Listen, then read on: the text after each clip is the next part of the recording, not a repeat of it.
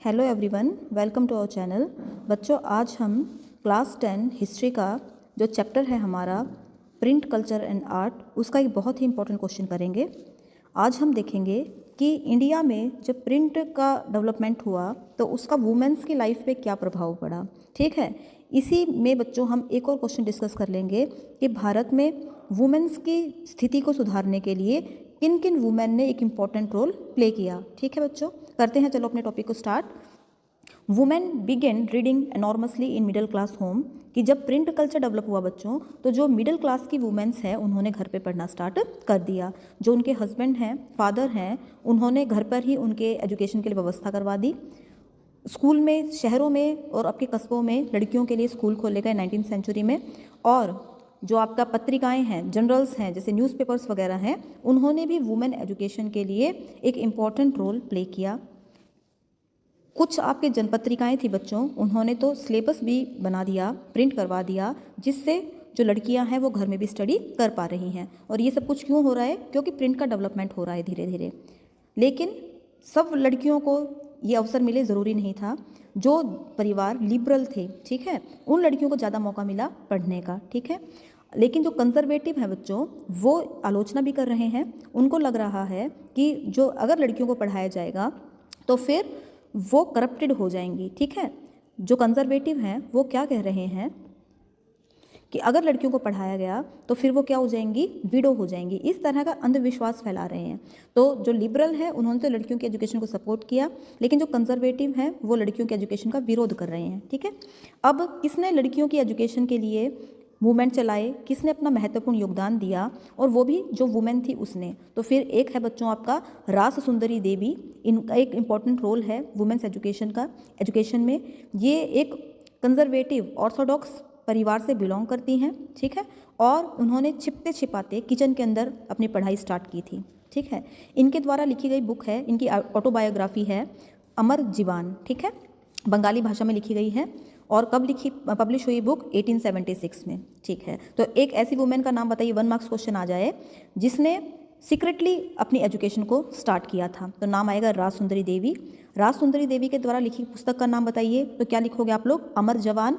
और अमर जीवान जो पुस्तक है बच्चों, वो कौन सी भाषा में है? बंगाली भाषा। कब पब्लिश हुई? 1876 में। ठीक है, अब एक और वुमेन है जिन्होंने वुमेन एजुकेशन के लिए काम किया, नाम है उनका कैलाश बासिनी देवी। ठीक है, वो भी एक बंगाली फैमिली से बिलोंग करती हैं, और उन्होंने महिलाओं के ऊपर बहुत कुछ अपने विचार हैं वो शेयर किए कैलाश बासिनी देवी ने। उन्होंने ना लिखा अपनी राइटिंग्स में कि कैसे वुमेन्स को ना इम्प्रिजेंट रखा जाता है घर में। ठीक है, उनसे फोर्सफुली डोमेस्टिक वर्क करवाए जाते हैं। वुमेन की स्थिति के बारे में, उसकी कंडीशन के बारे में किसने लिखा है बच्चों? कैलाश बासिनी देवी। ठीक है, आगे करते हैं। कि वुमेन्स के साथ में अनजस्टिस होती है, ये कैलाश बासिनी देवी कह रही है। एक और वुमेन है, नाम क्या है? ताराबाई शिंदे। ठीक है, उन्होंने 18 और आपकी पंडिता रमाबाई, महाराष्ट्र की हैं वो, और उन्होंने भी अपर कास्ट की जो हिंदू महिलाएं हैं उनकी मिजरेबल लाइफ के बारे में लिखा है। तो बच्चों हम ना अभी तक 4 वुमेन जो हैं आपकी राइटर जिन्होंने वुमेन्स की कंडीशन के बारे में लिखा, उनके बारे में पढ़ चुके हैं। पहली तो कौन थी बच्चों? आपका हमने देखा था राज सुंदरी देवी।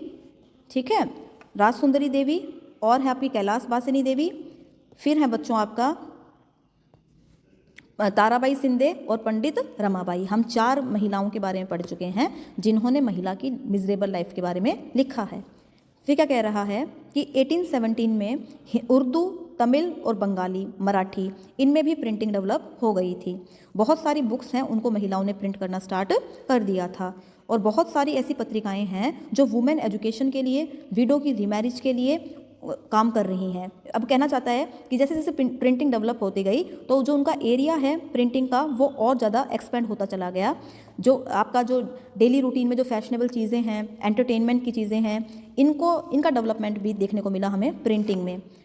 पंजाबी लिटरेचर है वो भी बहुत ज़्यादा आपका प्रिंट होना स्टार्ट हुआ। अब एक और इम्पॉर्टेंट बुक का नाम आएगा बच्चों आपका, क्या है? राम चड्ढा। जो राम चड्ढा है, इन्होंने भी एक बुक लिखी थी, नाम था स्त्री धर्म विचार, और उसमें उन्होंने लिखा था कि वुमेन को कैसे कैसे, वुमेन के लिए कौन कौन सी चीज़ों को अडॉप्ट करना ज़रूरी है, ठीक है, वुमेन का धर्म क्या है, अपने पति की आज्ञा का पालन करना, इस तरह से लिखा है राम चड्ढा ने। तो बच्चों 1 मार्क्स क्वेश्चन में आ सकता है राम चड्ढा की बुक का नाम बताइए, तो क्या लिखोगे, स्त्री धर्म विचार, ठीक है। जो खालसा, जो सिखों का खालसा संप्रदाय है, उसने भी ऐसे ही लिखा कि एक अच्छी वाइफ के लिए क्या क्या आदर्श होते हैं, क्या क्या नियमों का पालन करना चाहिए, इनके बारे में लिखा। बच्चों बंगाल में एक बाटला हाउस है, ठीक है, उसमें क्या है, बाटला हाउस ने सस्ती बुक का एडिटर है वो स्टार्ट किया, एडिटिंग करना स्टार्ट किया। बाटला हाउस किस लिए जानते हैं हमको उनको, कि उसने चीप बुक प्रोवाइड करी, ठीक है, और चीप बुक है वो पैडलर्स हैं, वो इन बुक्स को लोगों तक पहुंचा रहे हैं, ठीक है बच्चों। पैडलर्स की मदद से जो बाटला हाउस है उसने अपनी बुक को लोगों तक पहुंचाया। इस तरह हमने देख लिया कि क्या इम्पैक्ट पड़ा प्रिंट का। थैंक यू बच्चों।